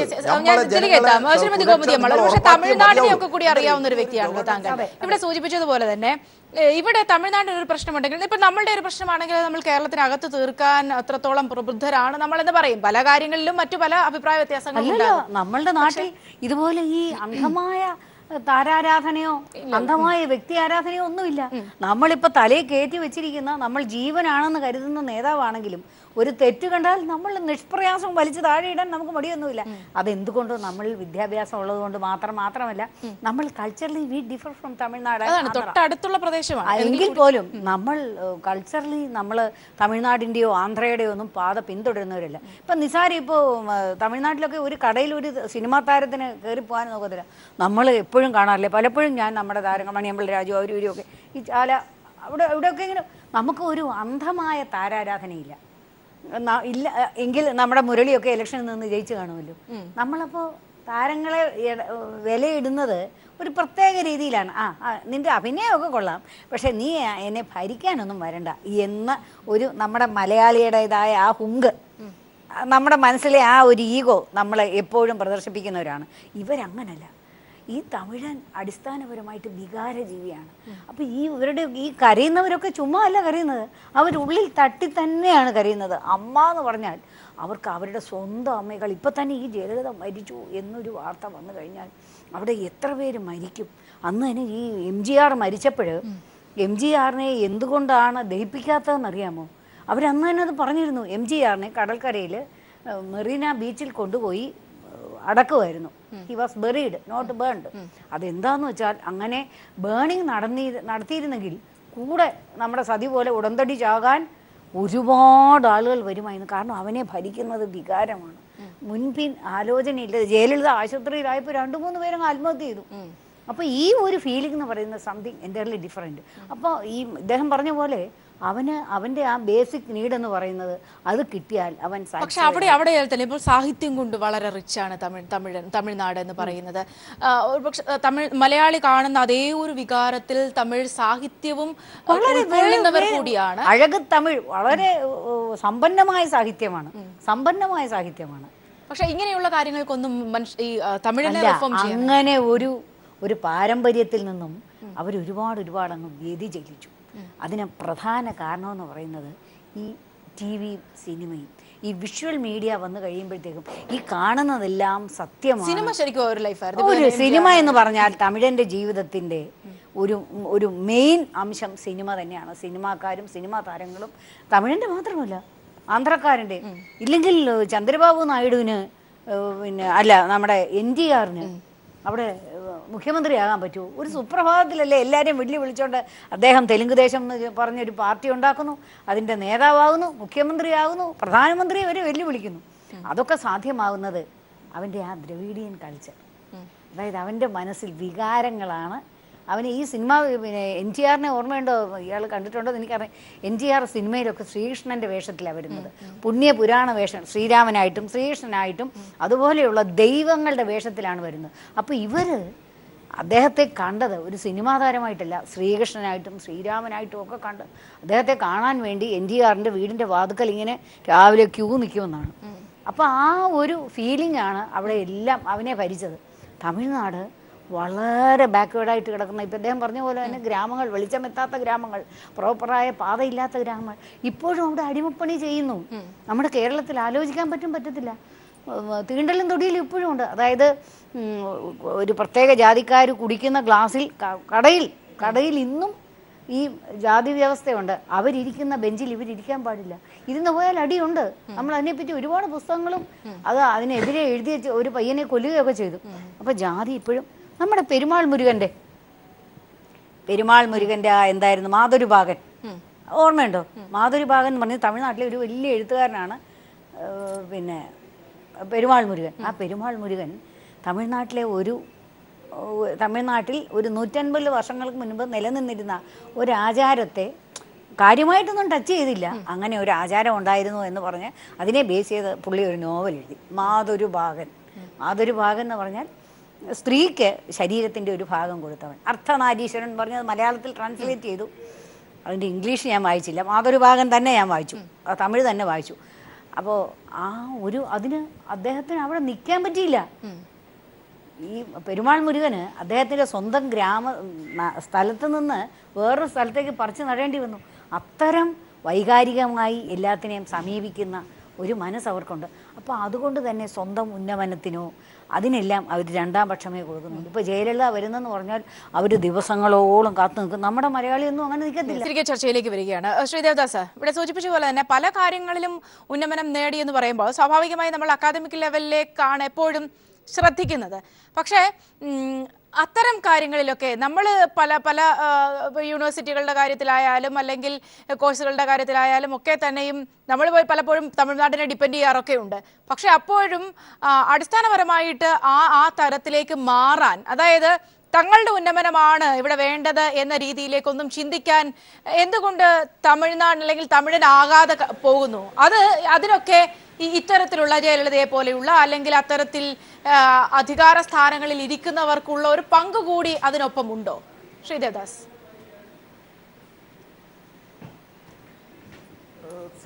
സൗമ്യ, അത് ഈ പൊളിറ്റിക്സിൻ്റെ ഒരു ഇതാണ്. കേരളം ഒഴികെ അതുകൊണ്ടാണ് കേരളത്തിലെ ഈ പൊളിറ്റീഷ്യൻ എന്ന് പറഞ്ഞാൽ നമ്മൾ ഡിസെക്ട് ചെയ്യുന്ന ബൈസെക്ട് ചെയ്യുന്ന കാണുന്നില്ലേ? ഡെയിലി രാത്രി ചർച്ച ഏതെങ്കിലും ഒരു ചെറിയ പ്രശ്നം നമ്മൾ ഡിസെക്റ്റും ബൈസെക്റ്റും ചെയ്തിട്ട് ആൻസറബിൾ ആക്കും.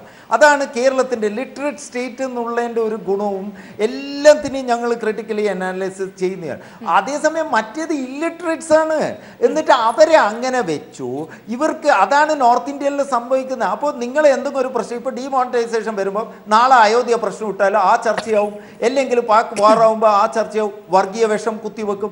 അതുകൊണ്ടാണ് ഇവർ വേണം. യു പി, ബീഹാർ, അങ്ങനെയുള്ള ഒറീസ, ഛത്തീസ്ഗഡ്, അങ്ങനെയുള്ള ആൾക്കാർ വേണം. അതന്നെയാണ് തമിഴ് വോട്ട് ബാങ്കും. അവരെന്ത് ചെയ്യും? ഇവരെ ഫോളീസ് മറക്കാൻ NTR, രാജ്കുമാർ, അല്ലെങ്കിൽ ഈ ജയലളിത, MGR, ഈ കരുണാനിധി എല്ലാം ഒരു സിനിമ അങ്ങ് എടുത്തിടും. പിന്നെ കൃഷ്ണന്റെ രൂപത്തിലെല്ലാം വരും. രാത്രിക്ക് അക്കല പണി, പക്ഷെ രാവിലെ വേഷം കൃഷ്ണന്റെ. സമയപരിമിതികൊണ്ടാണ് ഞാൻ ഇടപെടുന്നത്. ശ്രീ വിശ്വഭദ്രാനന്ദ ശക്തിബോധി ഇവിടെ നേരത്തെ സൂചിപ്പിച്ചതുപോലെ തന്നെ ഇത്തരത്തിൽ കാര്യങ്ങൾ കൊണ്ടുചെന്ന് എത്തിക്കുന്നത് അത് ഓരോ പ്രദേശത്തിന്റെയും ഡെവലപ്മെന്റിന്, അത് മനുഷ്യന്റെ ആയാലും ഡെവലപ്മെന്റിന് ഒരു ഭാഗമാകുന്നത് അല്ലെങ്കിൽ പ്രധാന ഭാഗമാകേണ്ടത് ഭരണകൂടങ്ങളാണ്, ചെറുത്തുനിൽപ്പുകളാണ്, ഇത്തരത്തിലുള്ള പോരാട്ടങ്ങളൊക്കെയാണ്. പക്ഷെ അതിനൊന്നും കഴിയാത്ത വിധത്തിലേക്ക് തമിഴ്നാട് രാഷ്ട്രീയം എത്തി നിൽക്കുന്നു എന്നതിന്റെ സൂചനയാണ് ഈ ഒരു വിഷയത്തെ പോലും ജയലളിതയുടെ മോശമായ ആരോഗ്യസ്ഥിതിയെ പോലും വൈകാരികമായി അവർ കൈകാര്യം ചെയ്യുന്നതിന് കാരണമായി ഉള്ളത്. ഇവിടെ അതിനപ്പുറത്തേക്ക് പൊളിറ്റിക്സ് ഇനി നീങ്ങാൻ പോകുന്നത് ആ ഒരു വൈകാരികമായ ഒരു അവസ്ഥയിൽ കൂടി തന്നെയല്ലേ?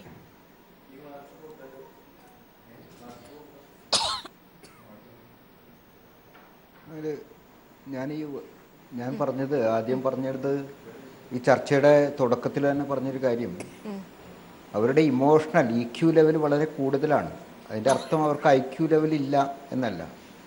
അപ്പോൾ ഈ തമിഴ്നാട് ജീവിതത്തിൻ്റെ അവരുടെ ജീവിതം സിനിമയിൽ കൂടെ വായിക്കുകയാണ് ഏറ്റവും നല്ലത്. ഇപ്പോൾ ഉദാഹരണത്തിന് പറയാം, ഈ തമിഴ്നാടിലെ MGRോളം തന്നെ ഞാൻ തമിഴ്നാട്ടിൽ ജനിച്ചു വളർന്ന ഒരു ആളാണ്. കോയമ്പത്തൂരായിരുന്നു ഞാൻ ജീവിച്ചിരുന്നത്. അപ്പോൾ അതുകൊണ്ട് എനിക്ക് അതിൻ്റെ നേരിട്ടുള്ള കുറച്ച് കാര്യങ്ങൾ ബാല്യകാല സ്മരണകൾ എന്നുള്ള നിലയിലെങ്കിലും ഓർമ്മയിലുണ്ട്. അപ്പോൾ ഈ തമിഴരുടെ ഒരു ജീവിതത്തിൽ MGR എത്രത്തോളം ആരാധ്യനായിരുന്നോ ഒരു കലാകാരൻ എന്ന നിലയിൽ, സിനിമാ നടൻ എന്ന നിലയിൽ, അത്രയും തന്നെ ശക്തമായ തീഷ്ണമായ താരാരാധന ശിവാജി ഗണേശനോടും അവിടുത്തെ ജനങ്ങൾക്ക് ഉണ്ടായിരുന്നു. പക്ഷേ ശിവജിയുടെ രാഷ്ട്രീയം തമിഴർക്ക് ഏറ്റവും ഇഷ്ടപ്പെട്ട കാമരാജൻ്റെ രാഷ്ട്രീയം കോൺഗ്രസ് രാഷ്ട്രീയമായിരുന്നിട്ട് പോലും ശിവാജി പറഞ്ഞു കഴിഞ്ഞാൽ ആരും MGRക്കെതിരെ വോട്ട് ചെയ്യാത്ത ഒരു സാഹചര്യം ഉണ്ടായിരുന്നു.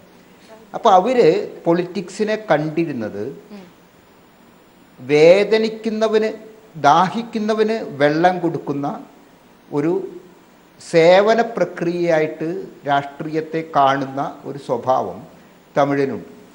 അതുകൊണ്ട് അവരുടെ വേദനകളോട് അനുഭാവം പുലർത്തുന്ന, അവരുടെ വേദനകൾക്ക് എന്തെങ്കിലും തരത്തിൽ ഒരു ചെറിയ പരിഹാരമെങ്കിലും നൽകാൻ ശ്രമിക്കുന്ന സേവന സന്നദ്ധരായ ആളുകൾ സിനിമാ താരങ്ങൾ കൂടിയാണെങ്കിൽ അവർ കൂടുതൽ അവരോട് ആവേശഭരിതമായ ഒരു ഇടപെടുന്നോട് ക്ഷമിക്കണം,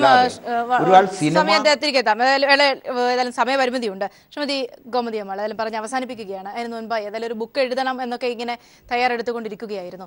പ്രത്യേകിച്ച് സാഹിത്യത്തെയും ജലദോഷമൊക്കെ പറയുമ്പോൾ അവസാനമായി ആ ഒരു റിലേഷനും കൂടി ജയലളിതയെ പറ്റി പറയാൻ വെച്ചാൽ ജയലളിതയുടെ മനസ്സിൽ ജനങ്ങളുടെ സ്നേഹമില്ലായിരുന്നു എന്നൊന്നും നമുക്ക് പറയാനൊക്കത്തില്ല. ജയലളിതയ്ക്ക് നാട്ടിനോടും നാട്ടാരോടും ഒക്കെ കുറച്ച് അനുഭാവപൂർവമായ പെരുമാറ്റമൊക്കെ ഉണ്ടായിരുന്നു. പക്ഷേ ഐ തിങ്ക് ഇപ്പോൾ ഇദ്ദേഹം പറഞ്ഞ പോലെ മനസ്സിൽ ഞാനൊരു രാജ്ഞിയാണ്, ആ രാജകുടുംബത്തിൽ, മൈസൂർ രാജകുടുംബത്തിൽ ജനിച്ച ആളാണ്. Yes, the royal blood. അവിടുത്തെ നാട്യക്കാരിയൊന്നും ആയിരുന്നില്ല ജയലളിതയുടെ അച്ഛൻ. സത്യത്തിൽ അവിടുത്തെ മൈസൂർ രാജകുടുംബത്തിലെ അംഗം തന്നെയായിരുന്നു. അപ്പോൾ അതുകൊണ്ട് തന്നെയാണ് അന്ന് മൈസൂരിൽ ഈ ജയ എന്നുള്ള പേരിൻ്റെ കൂടെ ചേർക്കണമെങ്കിൽ they should belong to the royal family. അപ്പോൾ അങ്ങനെയാണ് ഈ ജയലളിതയ്ക്ക് ജയ ലളിത എന്നുള്ള പേര് വന്നത്. അപ്പോൾ ആ ഉള്ളിൽ ആ റോയൽ ആ അരിസ്റ്റോക്രസി ഉള്ളത് കൊണ്ട് തന്നെ സാധാരണക്കാരനുമായിട്ട് മിങ്കിൾ ചെയ്യാൻ, കൂടാതെ ബൈ നേച്ചർ അവർ വളരെ കഴിവുള്ളവരാണ്. എനിക്ക് ഈ കഴിവുണ്ട് എന്ന് അവർക്ക് നന്നായിട്ട് അറിയുകയും ചെയ്യാം. അതായത് അവർ SSLCക്ക് അന്നത്തെ കാലത്ത് സ്റ്റേറ്റ് ഫസ്റ്റ് വന്ന ലേഡിയാണ്. ആ സ്റ്റേറ്റ് ഫസ്റ്റ് വരിക എന്ന് വെച്ചാൽ പഠിത്തത്തിൽ എന്ത് മിടിക്കായിരുന്നെന്ന് ആലോചിക്കണം. ആ സ്റ്റേറ്റ് ഫസ്റ്റ് വന്ന് കോളേജിൽ ചേർന്ന് പഠിക്കാൻ ആകാംക്ഷയോടെ തുള്ളി കുതിച്ചിരുന്ന ഈ കൊച്ചു പെൺകുട്ടിയാണ് ജയലളിതയുടെ അമ്മ അന്ന് സിനിമയിലേക്ക്. അപ്പോൾ ഈ കുട്ടി 2-3 ഡാൻസൊക്കെ കളിക്കുന്നത് കണ്ട് ശ്രീധർ അദ്ദേഹം ഒരു സിനിമ എടുക്കാൻ പോകുന്നുണ്ട്, വെണ്ണിറാട എന്ന് പറഞ്ഞ്, ആ സിനിമയിലേക്ക് ക്ഷണിക്കുന്നത്. അപ്പോൾ സ്വാഭാവികം അന്ന് സന്ധ്യ കുറച്ച് പടങ്ങളൊന്നും ഇല്ലാതിരിക്കുകയാണ്. റോയൽ കുടുംബത്തിൽ ജനിച്ചെങ്കിലും അവർക്ക് ജീവിതമൊക്കെ കുറച്ച് ബുദ്ധിമുട്ടിലൊക്കെ കഴിയുന്ന കാലമാണ്. അപ്പോൾ സന്ധ്യ സിനിമാ നടിയാണ്. സന്ധ്യ നേരത്തെ സിനിമയിൽ എസ്റ്റാബ്ലിഷ്ഡ് ആയ ഒരു താരമായിരുന്നു. അപ്പോൾ സിനിമയുടെ സാധ്യതകൾ അവർ മുന്നിൽ കണ്ടു. ഈ മകളെ പറ്റി പറഞ്ഞിട്ടുള്ള ജ്യോതിഷവും അറിയാം, മകൾ എവിടെയെങ്കിലും ഉയരത്തിലെത്തും. അപ്പോൾ സിനിമ ഒരു നല്ല ചവിട്ടുപടി ആവട്ടെ എന്ന് കരുതി ആദ്യത്തെ സിനിമയിൽ ജയലളിത ആദ്യമായിട്ട് വരുന്ന സീൻ തന്നെ കൊച്ചുകുട്ടിയാണ്. 16 വയസ്സുള്ള പെണ്ണ് ആ സിനിമയിൽ വരുന്നുണ്ട്, നമ്മൾ അമ്പരന്ന് പോകും. ആദ്യത്തെ ടേക്ക് തന്നെ ഓക്കെ ആയി എന്നാണ് അന്ന് ശ്രീധർ എഴുതിയിരുന്നത്. സമയപരിമിതി ഉള്ളതുകൊണ്ടാണ്. ഏതായാലും ചർച്ചയുടെ വൈൻഡപ്പ് ചെയ്യുകയാണ്. വളരെ നന്ദി ശ്രീമതി ഗോമതി അമ്മാൾ ഇത്ര നേരം സംസാരിച്ചതിനൊപ്പം തന്നെ സ്വാമി വിശ്വഭദ്രാനന്ദ ശക്തിബോധി ശ്രീ ദേവദാസ് ഈ ചർച്ചയിൽ പങ്കുചേർന്ന് സംസാരിച്ചതിന് വളരെ നന്ദി. ഏതായാലും തമിഴ്നാട് അപ്പോളോ ഹോസ്പിറ്റലിൽ നിന്നുള്ള ഏറ്റവും പുതിയ റിപ്പോർട്ടുകൾ പ്രകാരം അതീവ ഗുരുതരമായി തന്നെ ആരോഗ്യനില തുടരുകയാണ്. 12 മണിക്കൂർ കൂടി കാത്തിരിക്കണം, അതിനുശേഷം ഏറ്റവും പുതിയ അപ്ഡേഷനുകൾ നൽകാമെന്നാണ് അപ്പോളോ ഹോസ്പിറ്റൽ പറഞ്ഞത്. ന്യൂസ് ഇവിടെ പൂർണ്ണമാകുന്ന. അടുത്ത വാർത്താ ബുള്ളറ്റിനുമായി അല്പസമയത്തിനകം രശ്മി മാക്സിം ചേരും. നമസ്കാരം.